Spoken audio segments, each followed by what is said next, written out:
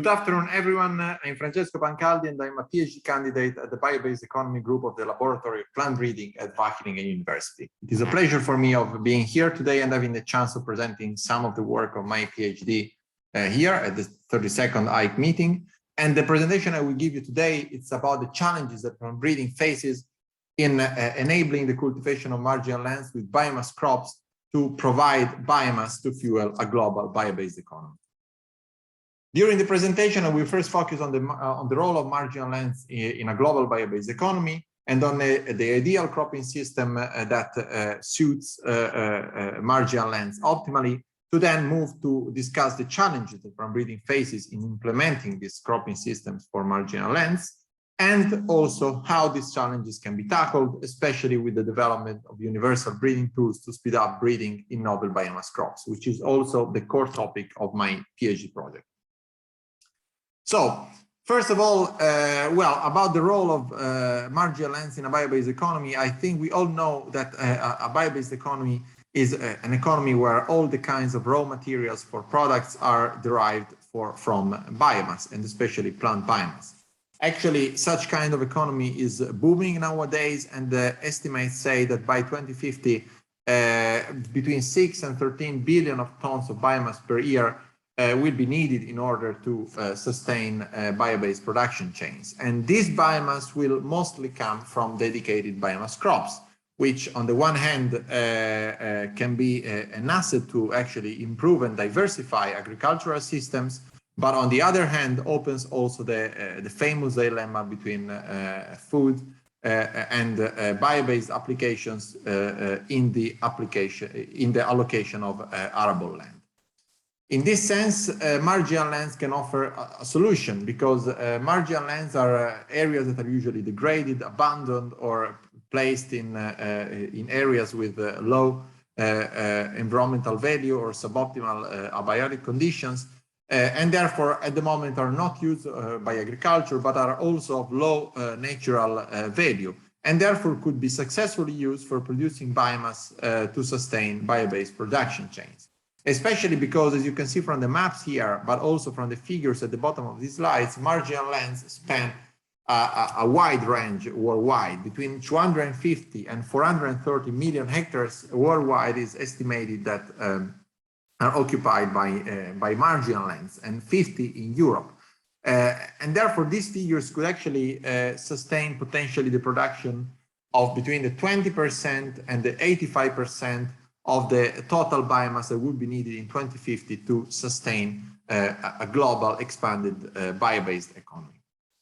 However, we need to realize that not all the crops are suitable for cultivation and biomass production on marginal lands. In fact, many crops, when cultivated on marginal lands, actually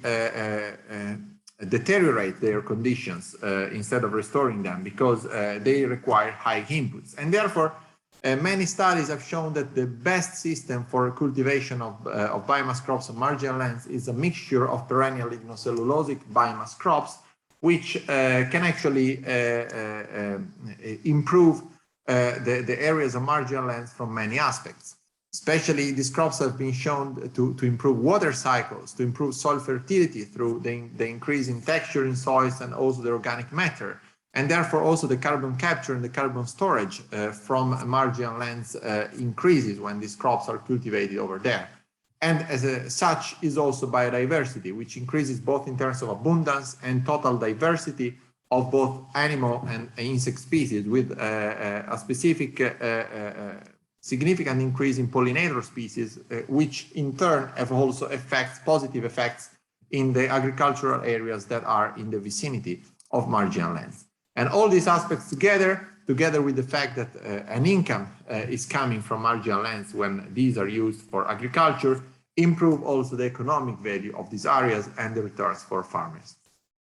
Examples of lignocellulosic biomass crops suitable for marginal lands are here on the right of these slides. You see giant reed, miscanthus, switchgrass, which are grasses, but also biomass trees like willow, and Fabaceae species like robinia. So diverse families, diverse plants, But a characteristic that is shared by all these crops is not only that usually are native of marginal areas and therefore are already adapted from a point of view of withstanding abiotic stress conditions, but most of these crops are actually orphan, which means they lay in a state of a poor genetic resources available, and basically means that these crops almost never underwent breeding. And therefore, intensive breeding efforts are needed to equip these crops with all the traits that are needed to withstand well, to not only withstand well marginal length conditions, but also producing under suboptimal conditions, high yield and of good quality from a biomass production point of view. And this is the first of the challenges that is faced by plant breeding on marginal lengths. And you can see here on the left several of the traits that should be bred in these crops. They go from architectural traits like tall plants, thick stems, tillering ability, large leaves, numerous leaves, but also phenological traits like late or null flowering to prolong the vegetative growing phase. And finally, mechanisms like production of anti-freezing or heat shock proteins, or salt secretion or exclusion mechanisms to withstand suboptimal environmental conditions.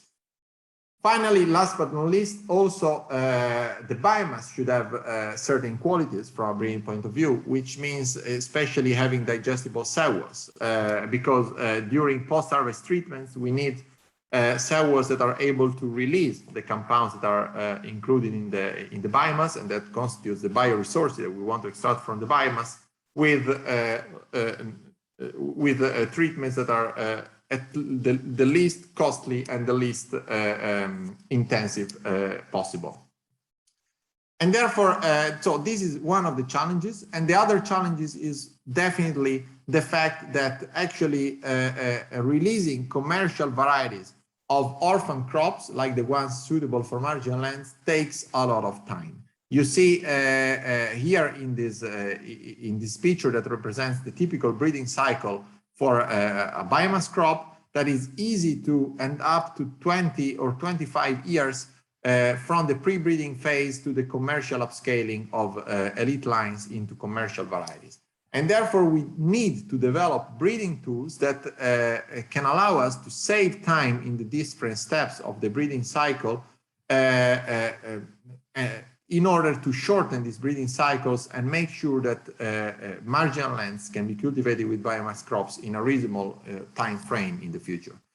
And well, especially the pre-breeding part is and the crossing and selection part are very time consuming, because in this part there is a lot of fundamental research to basically identify target genes, target regions in the genomes of the different species to be selected for favorable alleles, and mapping QTLs, developing markers. So all these steps are very time consuming, and in my PhD I'm aiming at developing strategies to shorten these specific steps. And actually what we came up with is the concept of universal QTLs. So in my PhD, I'm aiming at basically extending known QTLs that are available in different model species. Like here I put Arabidopsis, for example, for several traits of interest. I'm actually focusing on biomass quality, therefore cell wall quality mainly, and extending these QTLs to other species using conservation of genes through the so-called gene synteny, and therefore the presence of the same type of genes in the same order across the genomes of different species. In this way, QTLs can be readily projected between crops, and in these different crops, then favorable alleles at those regions that were shown already in other crops to control a trait of interest can be mined, and universal markers can hopefully be built and identified in the neighborhood of QTLs, so that breeders can readily have tools and genetic resources to use for selection in novel crops that at the moment don't have any breeding tool available. To explain this concept more in detail, in this slide, I'm showing you what I'm exactly doing at this moment. So I'm working with 74 angiosperm genomes, which include both model plants and also promising crops for marginal lands. and basically a set of almost 600 QTLs for biomass quality that come from maize, sorghum, miscanthus, rice, but also dicots like Arabidopsis, poplar, eucalyptus, and soybean. These QTLs, of these QTLs, we know the physical position in the genome of these species, and basically we are using bioinformatic tools to assess synteny in order to extend and project these QTLs on the genome of these 74 angiosperm species that were selected for this study. And what we found is very interesting. In total, we detected more than 300 conserved QTL regions across all or most these 74 angiosperm genomes, which is already impressive. And these QTL regions are not only conserved overall, but they span 83 genes that were known in maize and shown in maize, rice, sorghum, poplar, and Arabidopsis to display patterns of allelic variations that were associated with cell wall quality in these crops. And therefore, the next step is to take these conserved QTL regions across all these angiosperms and find, at least for the crops for which we have multiple genomes coming from multiple accessions available, study the patterns of allelic variations of these regions and detect favorable alleles in the neighborhood of which we can then try to mine and develop universal markers, and therefore markers like combinations of SNPs that show allelic variation within species and presence-absence patterns across species that are linked to the QTLs, to the conserved QTLs of interest, and maintain their effect also across those QTLs. This is in essence my project, and these are the main results that we achieved so far. And I really hope that the development of these universal QTLs and the universal markers will one day enable to speed up the breeding of promising biomass crops for marginal lands and enable the use of marginal lands for biomass production in a reasonable time frame. With this, I conclude my presentation. I really thank you all for the attention, and I also want to thank a lot the biobased economy group at Wageningen University, and particularly my promoter, Professor Luisa Trindade, and my co-promoter, Robert Vallot, and also, of course, for the funding, the European project MAGIC, Marginal Lands for Growing Industrial Crops, and Wageningen University. If you have questions, I will be very willing to answer those in a while. Thank you.